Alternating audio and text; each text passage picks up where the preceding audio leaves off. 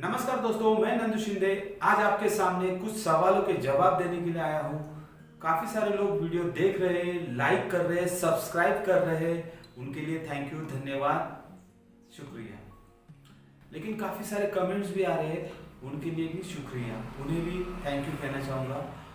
और कुछ कमेंट्स इस तरह के जो मुझे काफ़ी अच्छे लगे और कुछ कमेंट्स भी अच्छे जिनके लिए मैं बोलना चाहूँगा, जिनके लिए मुझे बोलने की ज़रूरत है, और वो है पेमेंट कम है, पेमेंट बढ़ा दो भाई। सचमुच पेमेंट कम है, पेमेंट बढ़ना चाहिए, ये आज का हमारा टॉपिक है। पेमेंट कम है, पेमेंट बढ़ा दो, पेमेंट बढ़ना चाहिए। जिन लोगों को ऐसा लगता है कि पेमेंट कम है, पेमेंट कम मिल रहा है, पेमेंट कम दे रहे हैं, वो लोग इस वीडियो को जरूर देखें। आपको एंड तक ये पता चल जाएगा कि पेमेंट कम नहीं है, पेमेंट कम नहीं मिल रहा है, पेमेंट कम नहीं दे रहे, आप पेमेंट कम करवा रहे हो, आप पेमेंट कम ले रहे हो, आप पेमेंट कम मांग रहे हो। यकीन नहीं है, इसके लिए आपको एक छोटा सा किस्सा सुनाता हूँ। शायद आपने सुना भी होगा, आपको पता भी होगा, लेकिन इस स्टोरी के बाद आपको पता चल जाएगा कि आप पेमेंट कैसे कम लेते हो। ये कहानी है एक बूढ़े बाप और 14-15 साल के बेटे की। कभी उनका कपड़े का धंधा हुआ करता था।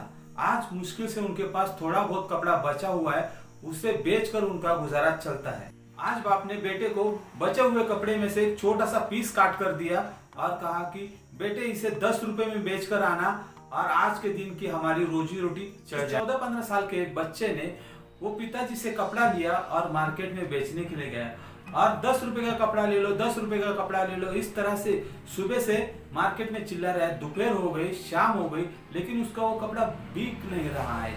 आखिरकार उसके पास एक कस्टमर आया और उसने वो कपड़ा खरीद लिया। वो था एक ट्रक ड्राइवर, उसने वो कांच पूछने के लिए कपड़ा ले लिया। बच्चे को बड़ी खुशी हुई और वो 10 रुपए लेकर अपने पिताजी के पास गया और पिताजी को वो 10 रुपए दे। फिर दूसरे दिन बाप ने उस बेटे को उतना ही कपड़ा काट कर दिया और कहा कि आज इसे 20 रुपए में बेच कर आना। बच्चे को समझ में नहीं आ रहा था कि कल मुश्किल से यही कपड़ा 10 रुपए में बिका था, आज उसे 20 रुपए में कैसे बेचेंगे।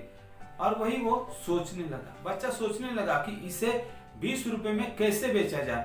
काफी सोचने के बाद उस बच्चे ने उस कपड़े पर एक ड्राइंग बनाया मिकी और माउस का, और वो ड्राइंग बना हुआ कपड़ा लेकर वो स्कूल के पास गया जहाँ वो स्कूल छूटने वाली थी।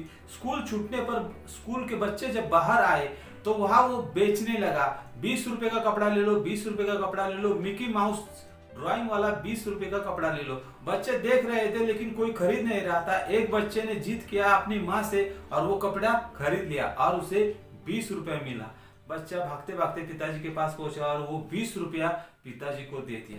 फिर तीसरे दिन बाप ने उसी कपड़े में से उतना ही कपड़ा फाड़ कर दिया और कहा कि आज इसे 200 रुपए में बेचना है क्योंकि अपना हफ्ते भर का खर्चा चल जाएगा। अब तो बच्चा परेशान हो गया कि पहले दिन मुश्किल से 10 रुपए में बेचा था, दूसरे दिन 20 रुपए मिले थे, वो भी काफी मेहनत करने के बाद। अब तो उसे 200 रुपए में बेचना था। अब उस कपड़े को 200 रुपए में कैसे बेचे, यही सोच में डूबा हुआ था वो लड़का। तभी उसे किसी तरह पता चला कि अपने गांव में शूटिंग चल रही है और उसके दिमाग में आइडिया आई। बच्चा भागते भागते शूटिंग देखने गया। मान लो कि ऐश्वर्या राय शूटिंग के लिए आई थी और बच्चे ने भीड़ में से रास्ता निकलते हुए हीरोइन के पास पहुंचा और उस हीरोइन की ऑटोग्राफ उस कपड़े पे ले लिया और वो ऑटोग्राफ किया हुआ कपड़ा लेकर वो मार्केट में चला गया बेचने के लिए और मार्केट में बेचने लगा। ऐश्वर्या राय का ऑटोग्राफ किया हुआ कपड़ा 200 रुपए में, 200 रुपए में, और उसका कपड़ा बिक गया। इस कहानी में उस छोटे से बच्चे ने एक ही तरह का कपड़ा, एक ही साइज का कपड़ा अलग अलग भाव में बेचा है। यानी कि उस छोटे से बच्चे ने उस कपड़े की वैल्यू कैसे बढ़ाई, यहाँ ध्यान दे दो। सेम इसी तरह आज हम सबकी भी कुछ ना कुछ वैल्यू है, किसी की कम है तो किसी की ज्यादा है। जब आप पहली बार इंटरव्यू देते हो उस वक्त क्या डायरेक्ट आप मैनेजर की पोस्ट का इंटरव्यू देते हो? नहीं, आप अपने आप को जांचते हो, परखते हो, कैसे आपका क्वालिफिकेशन, आपका नॉलेज, आपका एक्सपीरियंस, आपका बैकग्राउंड, आपका एटीट्यूड, और फिर आप फिक्स करते हो कि आप कहाँ पर इंटरव्यू दे सकते हो, कहाँ पर सिलेक्ट हो सकते हो, और उस हिसाब से आप इंटरव्यू देने जाते हो।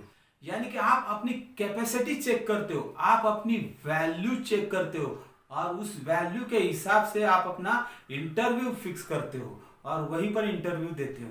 मान लो उस इंटरव्यू में आप सक्सेस होते हो, आपको सिलेक्ट किया जाता है, फिर भी आपको वो ट्रेनिंग देते, जॉब के बारे में नॉलेज बढ़ाते हैं। उस वक्त आपका क्वालिफिकेशन, आपका नॉलेज, आपका एक्सपीरियंस, आपका बैकग्राउंड के बेस पर वो जॉब मिलता है और वो जॉब आप एक्सेप्ट करते हो। यानी कि उस वक्त की सैलरी, उस वक्त का पेमेंट आप एक्सेप्ट करते हो, यानी कि आप जॉब एक्सेप्ट कर रहे हो।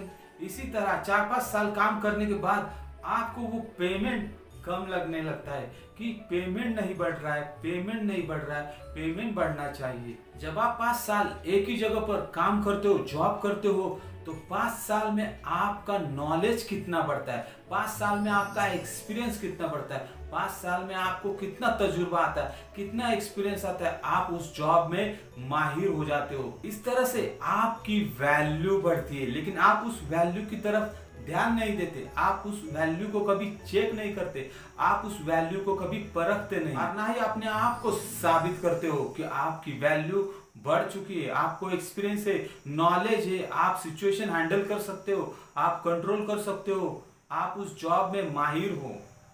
जब हम स्कूल में जाते थे, 1 साल पढ़ाई करने के बाद एग्जाम देते थे और एग्जाम में पास होने के बाद अगले स्टैंडर्ड में जाते थे। यानी कि हमारी वैल्यू 1 साल के बाद बढ़ने के बाद जब हम एग्जाम देते थे तब बढ़ती थी।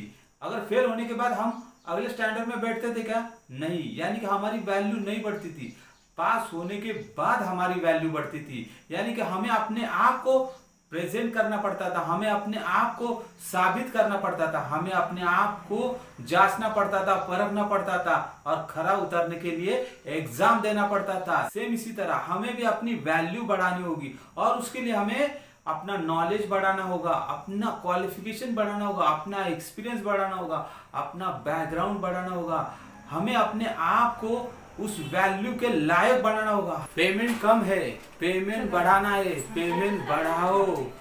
हाथ क्यों फैलाते हो आप? हाँ मुझ में हिम्मत है, हाँ मैं करूंगा, हाँ मैं आगे बढ़ूंगा। ये जोश, ये जुनून, ये लगन, ये उत्साह, ये हिम्मत आज भी आपके पास है, आज भी आपके मुट्ठी में है। फर्क इतना है कि आप हाथ फैलाते हो, आप उनके ऊपर डिपेंड होते हो। उनके ऊपर डिपेंड नहीं होना है, वो आपके ऊपर डिपेंड होने चाहिए। क्या आपके पास कुछ करने का जोश नहीं है? क्या आपके पास जीतने का जुनून नहीं है? क्या आपके पास फिर एक बार खड़े होने के लिए उत्साह और लगन नहीं है?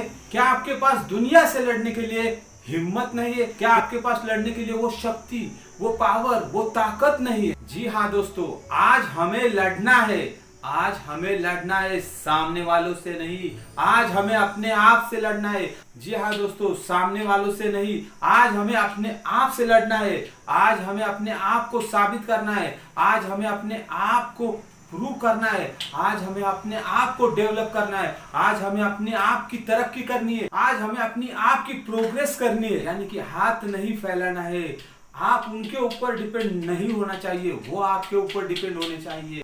इसलिए मुट्ठी कसनी होगी, नॉलेज की मुट्ठी, एक्सपीरियंस की मुट्ठी, क्वालिफिकेशन की मुट्ठी, बैकग्राउंड की मुट्ठी, एटीट्यूड की मुट्ठी कसनी होगी और कूद पड़ना होगा मैदान में लड़ने के लिए, खुद को साबित करने के लिए। फिर देखो आपका पेमेंट कैसे बढ़ता है।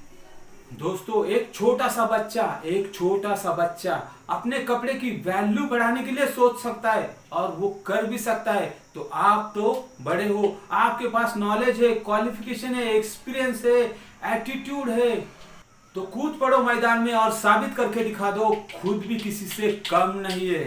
दोस्तों, जो मेरे साथ है वो खुद को डेवलप करेंगे और मेरे से भी 2 कदम आगे निकलेंगे, यही मेरे लिए गर्व की बात है और उनके लिए हैट्स ऑफ।